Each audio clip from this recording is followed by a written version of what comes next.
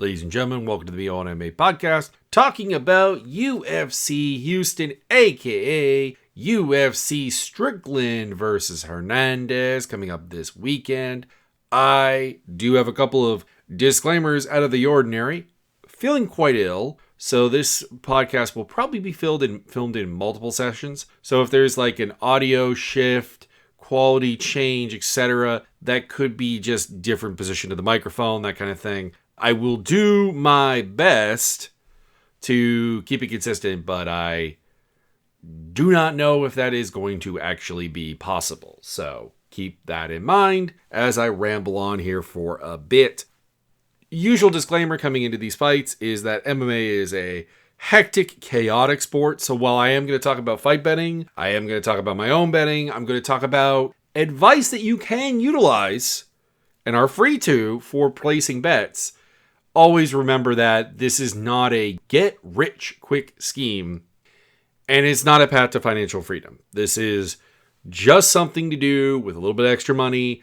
Bet safe, bet responsibly, do not lose $100,000, because do not put $100,000 on a UFC card. There you go. That is my take. If you choose to ignore it, do not come back crying to me.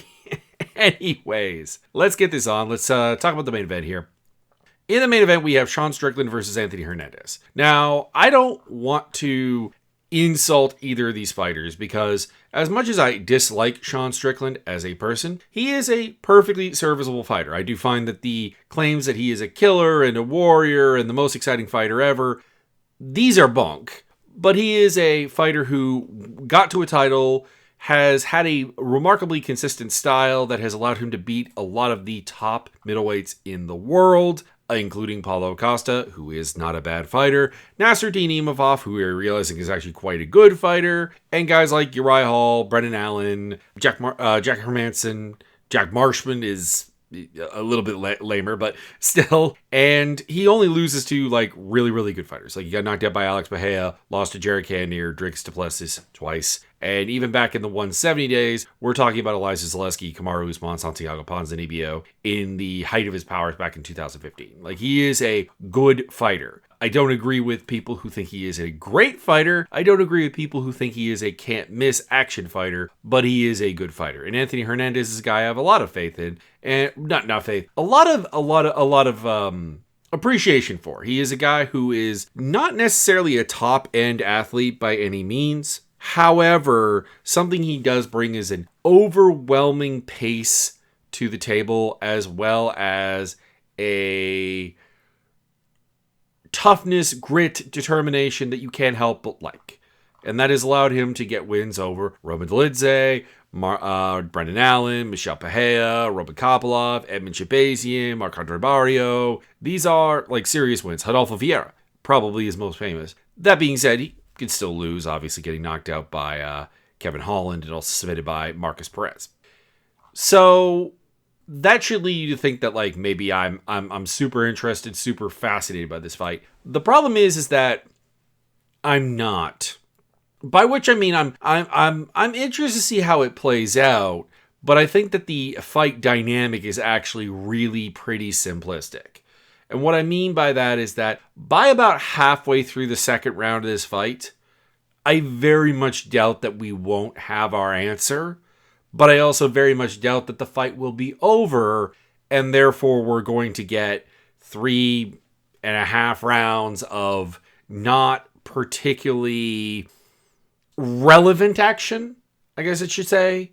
Not a lot of like flow, not a lot of changes.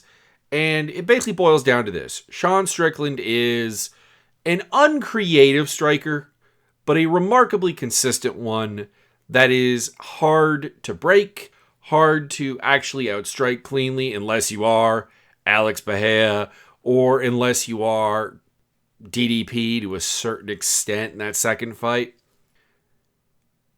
You have to solve him, and it's hard to do that.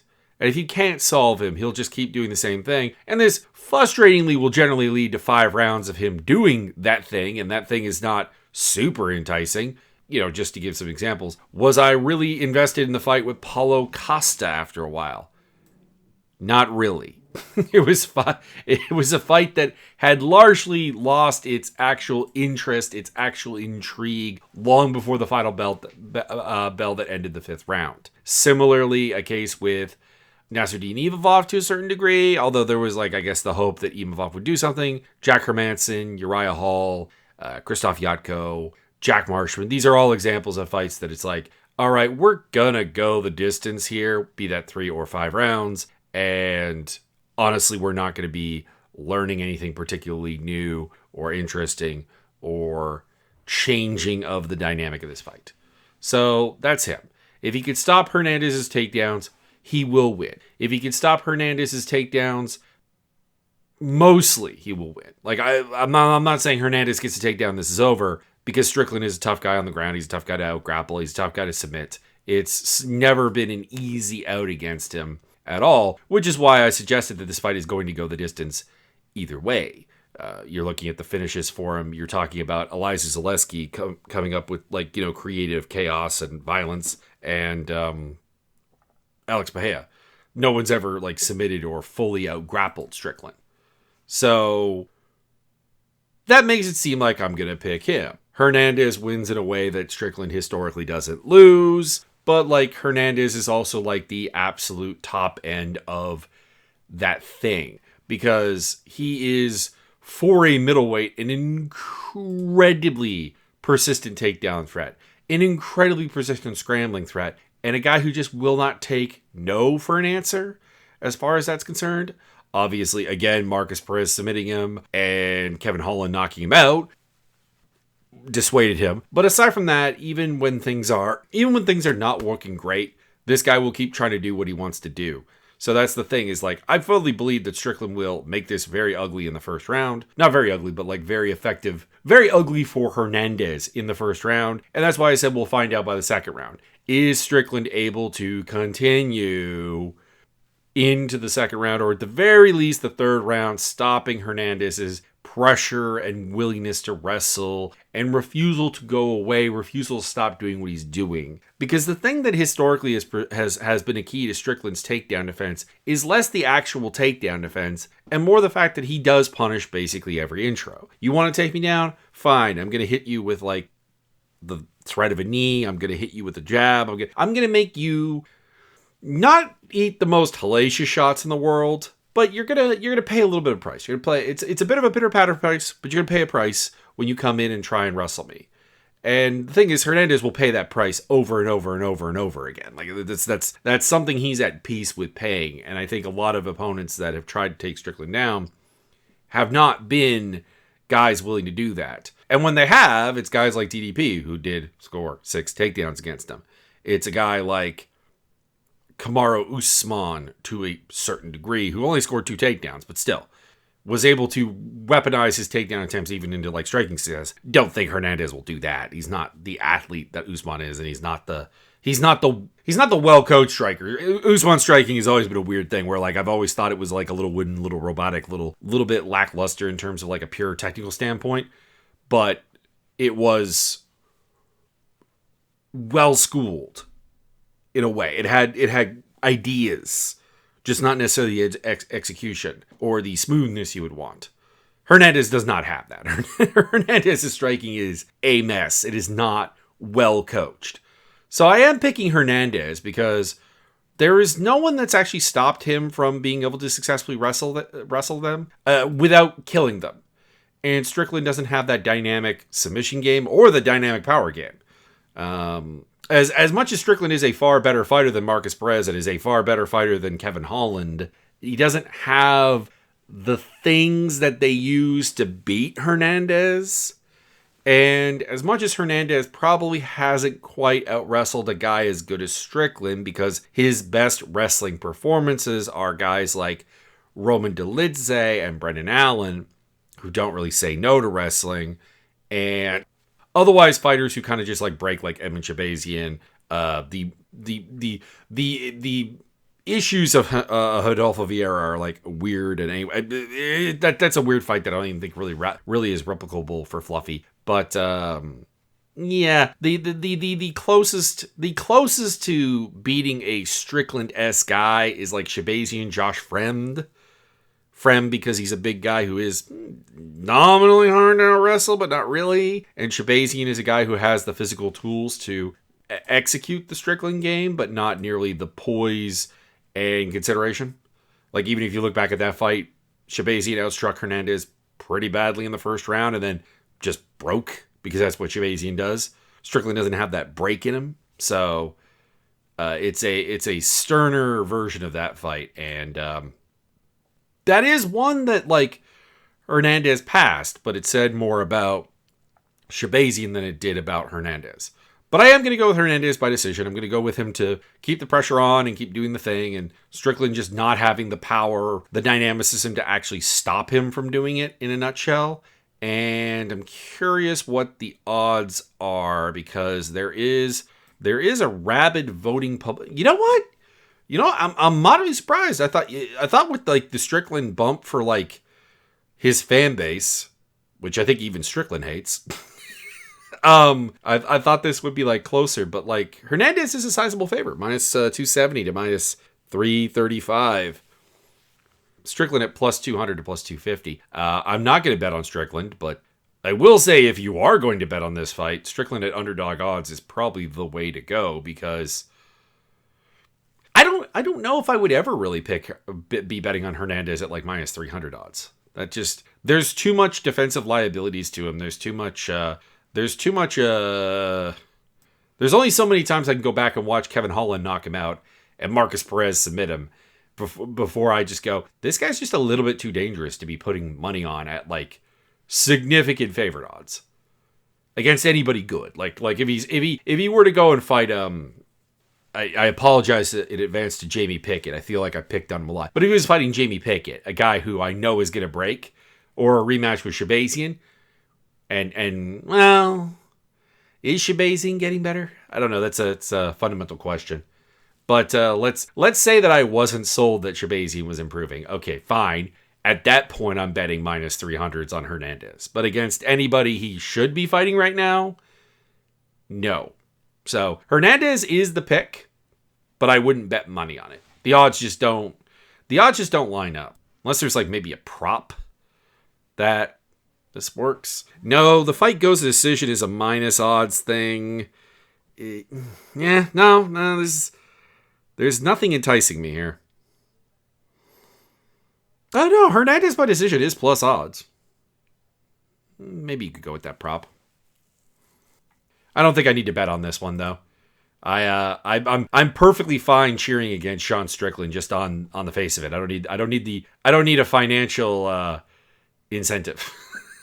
Anyways, that's the fight. Hernandez by decision. To do Hernandez things, and just Strickland to make it hard, make it difficult, and win early, but at the end of the day, not have the ability to off switch the tumble cycle that Hernandez tends to shove people in with his wrestling. So on to the co-main event, and I like this fight, but I do not like it as a co-main event, especially for a travel card, as opposed to a Apex card. I think, like, this is spot on for, like, an Apex co-main event.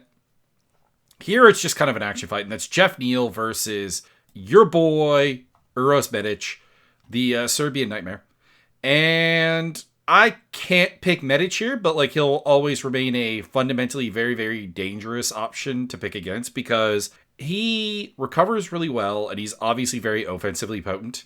He has had no shortage of stoppages in the UFC, even against, like, really good guys. Knocking out Muslim Salikov most recently. Knocking out Tim Means, who's fairly durable. Matthew Semmelsberger. Omar Morales. The problem just is kind of, like, he's also been hurt by, like, almost everybody I listed. So, like, he has to get hurt and then recover before he becomes particularly dangerous, particularly violent. And I just think Jeff Neal, as uncreative and as predictable a striker as he is, because he only really uses one hand. Dude never throws in combination. He completely forgets that, like, he has two hands. He might as well just have one. And he doesn't really throw in combination. But he throws powerful. He throws with power. He throws with speed. He throws with persistence. He's himself very, very durable. Like, he did just get knocked out his last time out by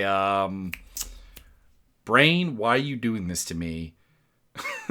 Carlos Pratis. Carlos Pratis knocked him out. But Carlos Pratis is like a really, really, really, really clinical finisher. Like, there's a lot of flaws to Carlos Pratis' game as far as output is concerned and the ability to force the pace and the ability to actually win rounds. But as a one-shot sniper killer, he is phenomenal in a way that I don't think Medic is. So, Jeff Neal by TKO to exploit the fact that Medic is a little bit undersized for the weight class, has a little bit lackluster of a reach for what he is, and has significant durability issues.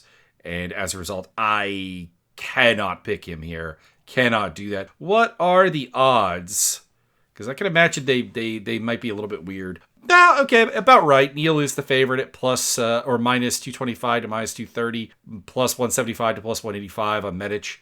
Makes sense. Medic is a live dog against anybody just because of how dangerous he is. But yeah, I can't really see him winning this fight by anything but stoppage, because he has no way of doing that. Like, he has no way of winning a fight outside of knockout, because his skill set is not UFC caliber to win rounds or to win by grappling or to win by wrestling. And I just think that if Neal can generally take the punishment from some of the most dangerous guys in this division, like, you got to remember, yes, he got knocked out last time out, but this is a guy who's gone the distance with Wonderboy Thompson. This is a guy who's gone the distance with Ian Machado Gary. This is a guy who's gone the distance with Mike Perry. Well, no, he didn't go the distance. He finished Mike Perry. But, like, there's the guys who have finished him are as follows: Carlos Pratis, Shavkat Rakhmonov on the ground, and Kevin Hall. And I think all of those are way better. He has a random loss to Martin Sano back in the day, which makes no sense. But if we're not going back to 2013, and I'm not, he has been finished by only absolute elite guys who are not just finishers, but really, really good at other things. Medic is just kind of a hitter, and there's not really much else to him. Also, that comically 71-inch reach is still a bit weird to me. It's a bit lackluster for a guy who predominantly wants to stand and bang. Then we move on to Melchior Costa versus Dan Ige. I'm interested in this fight. It's definitely a fun one. I like the booking. But my gut reaction here is that Ige doesn't lose to fighters of Costa's level and style. And, like, his losses are to Lerone Murphy, Diego Lopez, Pitbull, Bryce Mitchell, Josh Emmett, Mozar Evlev, and a still prime Korean zombie in Calvin Kattar.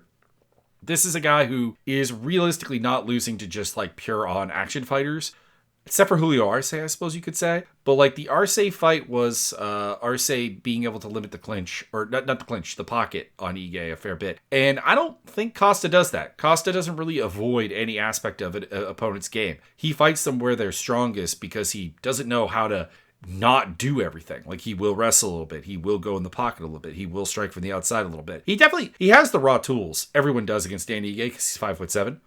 Almost everybody, I should say, has the tools to just kind of nullify him with an outside game, work the low kick, work the jab, work the range, abuse the fact that you're 5'10", 3 inches taller than Ige, but I don't see Costa doing that. Costa will try to wrestle with him. He'll go in the pocket with him. He will fight him everywhere that Ige wants to fight him.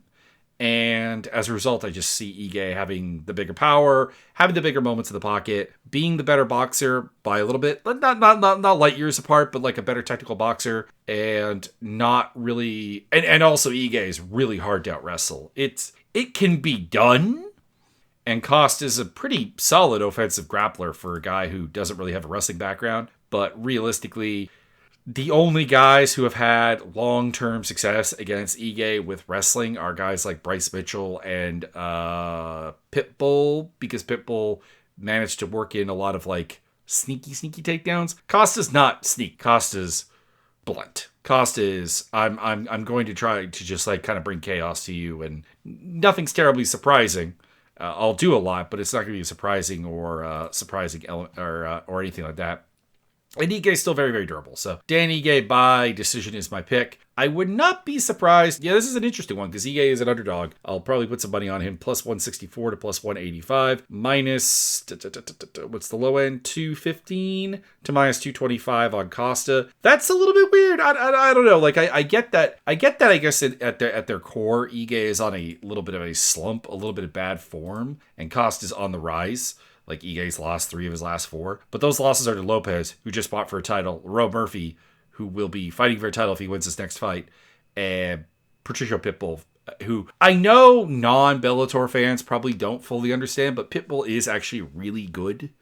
Like, there are hard limitations to his game, but when he is not having to deal with that, he is very good. Whereas on the other side of things, Melchior Costa is on a big winning streak. 5-fight winning streak? Yeah. But it's Charlene Nuremberg, Andre Fili, Christian Rodriguez, Julian Erosa, and Morgan Charrier. There's just a difference in like the style and the caliber of that like type of opponent. So I'm still gonna go with Ige. If Costa wins, cool, dope. It means that he's probably a little bit better than I think he is. He's 29 years old. He's still got room to improve. I'm perfectly fine with that. I am entirely fine with being wrong. But I gotta go with the gut. Sergey Spivak versus Ante Delia. In a heavyweight fight, I'm going with Delia. Spivak is someone I have historically not had any real confidence in. Don't get me wrong, he tries hard, he's aggressive, he knows what he is, but he's just on the low end of the athletic spectrum as far as even heavyweight is concerned. He's not particularly big, he's not particularly powerful, he's not particularly fast, he's not particularly explosive, and his game is very, very predictable. I'm going to clinch with you, and I'm going to work upper body takedowns. And if you have a wrestling game, I think you can stop that. Or, well, not so much that you have a wrestling game, because obviously he did beat Marcin Tybura, but you look at the athletes he's faced, we're talking Waldo Cortez Acosta, Gelton Almeida, they beat him. Cyril Gahn, he beat him. Tom Aspinall, he beat him. His only, like, physically impressive opponents that he's beaten are Greg Hardy, enough said, and a 2023 version of Derek Lewis who looked kind of done. Had a little bit of resurrection, but, like, then kind of fell apart again. And Ante Delia is not necessarily a phenomenal athlete, but he is reasonably fast, reasonably powerful, and has an idea of what wrestling is. Like, I don't know, maybe Spivak's constant pressure, constant ideas might be able to break Delia, but I don't think so. Delia's run in the UFC, of course, has been so far a little bit downer because he lost to Waldo Cortez Acosta, but I think we're realizing that Waldo Cortez Acosta is actually, as much as I hate to say it, because I get tired of how they tell baseball stories that are just generically inaccurate about him, but Cortez Acosta is actually like a good fighter by heavyweight standards. He's got physicality that just is not really replicated elsewhere. So I'm going to go Delia by TKO, land a hot one at some point, get the job done. What are the betting odds here? Ante Delia versus Spivak. Delia is the favorite. That makes sense. Minus 130 to minus 150, looks like. And plus 110 to plus 124 on Spivak. That's about right. Spivak is maybe the more proven guy as far as this level of competition, but realistically, excluding like the ghost of Derek Lewis, what win does Spivak have that is better than what Delia's done, even with his limited UFC run? Because like his best win is like Marcin Tybura, and that's also the win that Delia has. So, and that win over Tai Tuivasa is not aging well at all. So yeah, I do have to go with it. I mean, you can out wrestle Delia and get a win, Valentina Moldavsky, for example, but I just think that there's a significant difference between Valentina Moldavsky and Sergey Spivak. I think Spivak is a very limited athletic specimen and has to get by on pure grit, determination, and hustle. And I don't think that on its own beats Delia. So, Delia, TKO. Maybe I'm just being hopeful because like Delia might be an interesting like top end heavyweight, and we know Spivak is not. Not that Spivak can't be successful, just that we know it's not interesting. Then we get to 3 fights that, forgive me, I'm going to kind of treat as one fight because the vibe, not entirely, but the core vibe of them is all kind of the same. And that is Zach Reese versus Michel Pereira, Chidi Njokuani versus Carlos Leal, and Ode Osborne versus Alibi Idris. The vibe in question is we have a matchup between a guy with high potential who, because of their crazy neuroses as a fighter, will never and has never actually achieved it, versus a guy who has a way lower ceiling. The first fight is maybe like the one exception here, but a way lower ceiling, better put together, but will probably still lose. And I'm picking the former in 2 of these fights and the latter in 1. Zach Reese is not a particularly good fighter. He is aggressive, but he gasses. He is big. He is strong, but he is technically quite poor and really is reliant on bullying people who are themselves not good athletes or are Dushko Todorovic, who I've kind of said before is not actually a bad athlete, but has built a style, a skill set, an idea of what it is to be a winning fighter that is so based on his physicality that anytime he's not the elite athlete in the ring, it does not work. And as a result, I'm taking Pereira by TKO. Because is Pereira likely to gas out? Yeah, quite possibly. Is he likely to do incredibly dumb shit? Also quite likely. Is he incredibly boring when he's not doing dumb shit? Also true. But he's not being a mean fighter. It's painful to watch. It's just, he's faster, he hits harder, and he's more technical than Zach Reese, which is I can't give him those things and then not pick him to win. Because Zach Reese is bad. Chidi Njokuani, I'm taking over Carlos Leal. Kind of repeat everything I just said. Although I will say Chidi has lately been way more structured than Pereira is. He still makes odd decisions because, like, realistically, you're a 6'3" dude with an 80-inch reach and who's fast and who's got a good outside kicking game and who's got a good outside boxing game. You really should be making these fights way easier on yourself by just defining them as a tall man fight, and you don't do that. But realistically, he hits harder than Leal. He's bigger than Leal. Leal doesn't really grapple, so the main Achilles heel of Njokuani's game isn't really actually on the table. But it's a fun fight. This is actually the first fight on this card that I think I'm looking forward to on an action level. No, the co-main event, Medic versus Neal and Iye versus Costa. Pardon me. My bad. I kind of skipped. I also skipped over a fight. I'll go back to that in a second. It's not an interesting fight from a pick perspective, but I'll still cover it. So Pereira TKO, Njokuani TKO, and I'm taking Alibi Idris, who is playing the Zach Reese Carlos Leal role against Ode Osborne. Osborne is again high level ceiling.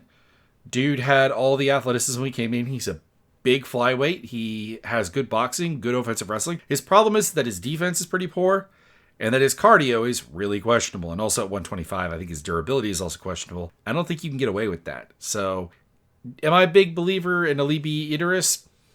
No, not really. His debut, well, not debut, but his Ultimate Fighter finale performance against Bobo Morales. Is Bobo Morales, right?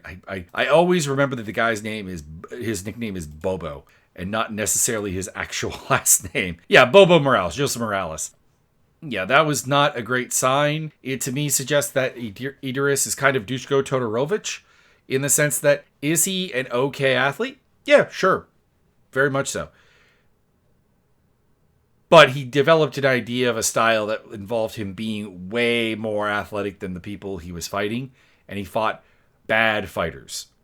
And Ode Osborne, like, for all of his flaws, all of his struggles, all of his limitations, all of his bad run as of late, is a guy who has beaten the likes of Charles Johnson and some other pretty reasonable guys, including Luis Gurule, who we're going to talk about in a bit, and has lost to Steve Ursay, Asu Almabayev, Jafal Fio, Tyson Nam, Manuel Kopp, Brian Kelleher, and Ronaldo Rodriguez.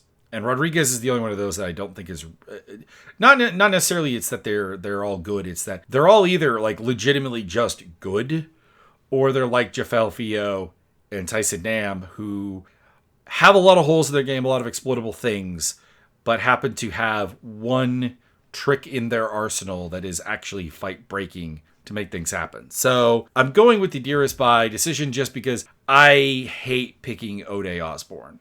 And in terms of betting odds on these 3 respective fights, we have... Why do they always divide it in half on best fight odds? I ask you, best fight odds, why do you do this? Why not just put the ball in the same event? Liao is surprisingly the favorite, minus 120 to minus 138. Interesting. So I'll be on the underdog of Chidi Njokuani there, who is minus 105 to plus 112. Idris is the favorite at minus 130 to minus 138. and Osborne's plus 108 to plus 112. And then the other fight is elsewhere, which is... There it is. Bishop Bahia is a minus 150 to minus 165 favorite. On the other end of it, Zachary's at plus 120 to plus 140. So I'm picking one underdog out of those three fights and rolling with it. And then Jacoby Smith versus Josiah Harrell. Smith is a minus 275 to minus 300 favorite, and I don't mind those odds. And Harrell is a plus 210 to plus 240. Harrell's interesting in the sense that, of course, he was signed back in the day, back in 2023 to fight Jack Della Maddalena. And then injuries, they discovered like a medical issue, and he got pushed back. And now he's fighting Jacoby Smith after fighting outside of the UFC for a little bit again. And my problem with Harrell is that he fights a little bit like a bully.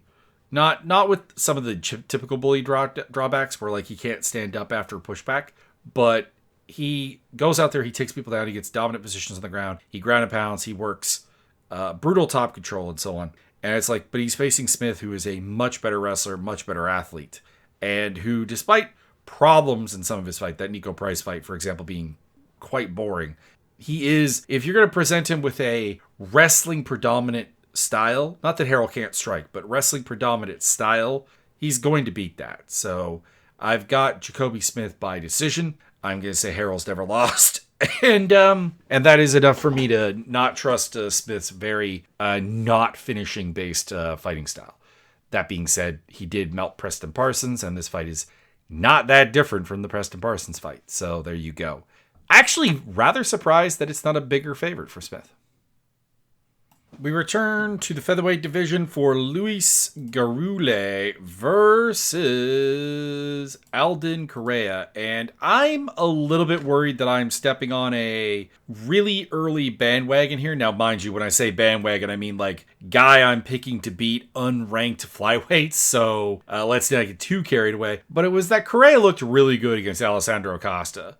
He went out there, and when Costa was giving him the ability to start building anything, he absolutely built it. He went full Bob the Builder in there and actually built momentum and built damage and built concussive force in a way that I'm actually pretty impressed by. It reminded me of his stablemate Joshua Van, and to a certain degree, even Michael Aswell, who trains with him as well, where it's a bunch, they're dudes who are not necessarily the cream of the crop, athletically speaking, and in the case of Aswell, actually quite low down, but we're going to throw enough volume that we're going to get our reads and get the ability to build something, and you're going to give us what we need to start kicking your butt. And we can also wrestle a little bit. That's the other thing that kind of stands out about them, is that the wrestling is not an afterthought of their game. It's not the primary focus, but it's like very much a on the same level focus to actually utilize. It's something that, Joshua Van scores more takedowns than you probably think he does by like just kind of like thinking about his fights for a moment. So interested in that regard, on that bandwagon. Now he does have some losses which are concerning, and there's a reason that I wasn't terribly hyped for him coming into the Costa fight, and that it took the Costa fight to reverse the polarity. And comparatively, Garule, I had hopes for when he came into the UFC. The problem with Garule is he starts really slowly. He can box, he can wrestle, he can scramble. He has good athletic abilities. He's reasonably fast, quite powerful, quite strong for the weight class. But it's just a very slow wading into the fight that I think flyweight has already and probably will continue to punish. You need to be faster. You need to be more active. You need to be more willing to push the pace. And right now, I don't think he is. Sometimes later in the fights that he does get there. But if you spot Correa early momentum, I think he just beats you. So Alden Correa by unanimous decision. And odds-wise, I imagine it favors him because Garule is 0-2 in the UFC thus far. Am I correct? Yeah, Correa is probably actually too much of a favorite. He's minus 300 to minus 370. Garule coming in at plus 225 to plus 290. So Ironically, the betting is probably on Garule there, just because I don't like the idea of betting at Correa at minus 300 odds, but we'll roll with it. Jocelyn Edwards versus Nora Cornole, a rematch that does not need to happen, which probably makes you think I'm really picking Cornole without a second thought. No, I am picking her, but like there's an absolute way that Edwards can win this fight. The first fight in the second round, she got 2 takedowns, got a lot of top control. Cornole doesn't deny clinch takedowns at all because she heavily weaponizes the clinch, and she's not a good wrestler there, so like Edwards can take her down and just kind of like smother her. I have no doubt about that, but I think the hope here is that Edwards is going to come out and look like really impressive because she's riding a 3-fight finishing streak against Tamiris Vidal, Chelsea Chandler, and Priscilla Cachoeira. Those are all bad fighters, though. They're all very, very flawed fighters. Chandler cannot strike to save her life. Cachoeira cannot do anything but throw bombs. And Vidal is the most, one of, not the most, the most is Alice Pereira? I think her name is. The super tall girl from Brazil that people thought was Alex Pereira's sister and isn't. She's probably the most unstructured fighter in the division, but Vidal is pretty close behind. So, Cornole works at a better pace, cleaner striker, crisper striker. Not the athlete Edwards is. Edwards is a top-tier athlete, but I'm just picking her to kind of do the same thing. If Edwards just crushes her and smothers her and does her thing, I'm not going to be surprised, but I don't think, despite the success she's had, that she's actually become a better fighter. If she is a better fighter, then we got a problem, because a 5'8", 70-inch bantamweight with, I think, actually elite physical potential, scary as all heck. It's just that I got off the Edwards bandwagon some time ago, as far as like how good she could be. The potential's still there. I just don't pick it anymore. She is a massive favorite. Oh my God. Minus 330 to minus 345. Okay, I said Alden Correa shouldn't be that big of a favorite. Jocelyn Edwards should not be that big of a favorite. What are you kidding me? She's like the second biggest favorite on the card. Good Lord, why? Seriously, good Lord, why? Anyways, I know there's gonna be a lot of people picking her, and I don't question that. It's just weird. Yadir Delval versus Jordan Leavitt. Jordan Leavitt coming down to 145 for the first time in some time. I do remember he did fight at 145 early in his career. I'm taking Delval by decision. I still don't know what to make of Delval because he fought Connor Matthews and then he fought Isaac Delgarian, and Isaac Delgarian wound up like just, giving up on the fight, and Connor Matthews is bad. Is terrible. Is so bad that when he was on Dana White looking for a fight, Dana White said this guy's not good enough. And then for some reason ended up signing him anyways off a contender series. Go freaking figure. In that regard, I'm kind of annoyed by this fight because I want to find something out about Delval, and having Leavitt come down to 145.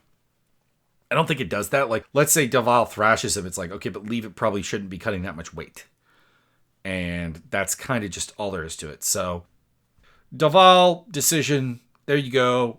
Let it roll. Let it rock. He's a good striker. He's a good wrestler. He's a good grappler. I'm very impressed with his well-rounded skill set. I'm very impressed with the fact that he comes off the regional scene not having to absolutely murder people on athleticism alone. He actually looks like a good tactical fighter who goes out there and makes things happen. It's just we haven't really seen that tested. And Leavitt is a pretty one-dimensional, not one-dimensional because he actually has a lot of different takedowns and stuff and a lot of different grappling setups, but he is just a grappler. He's got a little bit of pop in his hands, but that's basically about it. So let's roll on Delval there.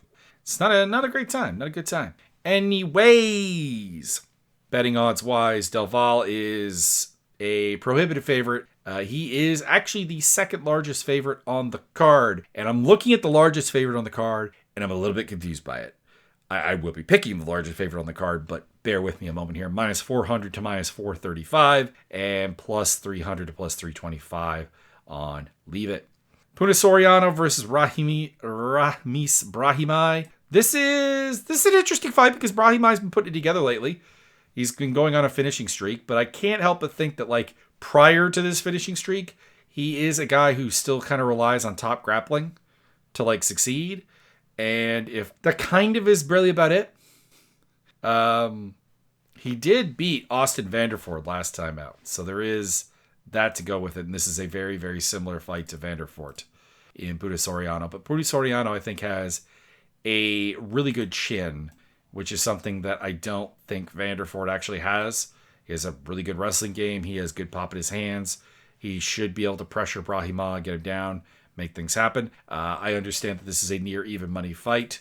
I get that. I understand that. Brahima has looked very, very, very good lately. So minus 115 to minus 130 on him. Not going to complain about it. Not going to be too emotional about it. Plus 105 to minus 105 on Soriano. I'll take that. I'm happy to take the underdog odds. But I do think that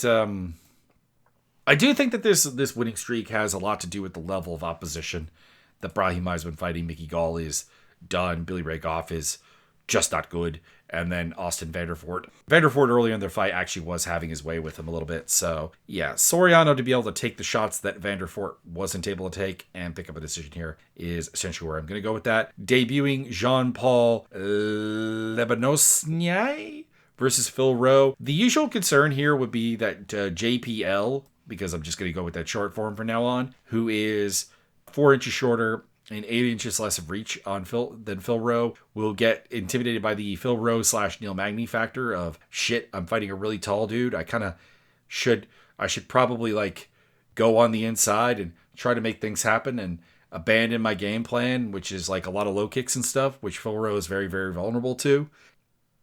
But JPL's wins are actually all over like taller guys, and then his losses are to shorter guys. So I think you'll be fine. He is a good grappler. He is a good kicker. He's a good outside striker. He has good physical tools and everything. I do think he's more of a lightweight. And if he ends up clinching a lot with Phil Rowe, Rowe will probably overpower him. But I'll take JPL by decision here because Phil Rowe is pretty durable.